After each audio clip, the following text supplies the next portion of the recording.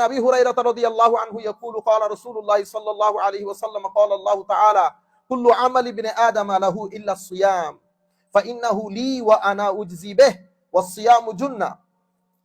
হযরত আবু হুরায়রা বলছেন আমার নবী ইরশাদ করেছেন قال الله, এটা হাদিসে কুদসি, আল্লাহ রাব্বুল আলামিন বলছেন কুল্লু আমাল ইবনে আদম লা ইল্লা সিয়াম, বনি আদম যত আমল করে এটা তাদের, শুধু রোজা বাদে। রোজাটা কি? তো রোজা আমার, রোজা থাকতেছি আমি, কিন্তু আমার আল্লাহ রোজাটাকে এত অন করতেছেন, এত মহব্বত করতেছেন রোজাকে, তো এটা আমার।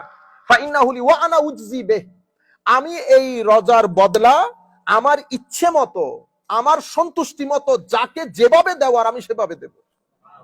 রোজা আমার, রোজাটা আমি ডিল করব। আজীব বিষয়। তো এই যে আল্লাহ দিবেন, তো এখন লিকুল্লিন দারাজাত, প্রত্যেকের দরজা এক ধরনের হবে না, ভিন্ন ভিন্ন হবে। আপনি আপনার রোজার মধ্যে ভিন্নতা কিভাবে আনবেন? দুইটা জিনিসের মাধ্যমে, নিয়ত, ইখলাস, রোজার প্রতি সম্মান।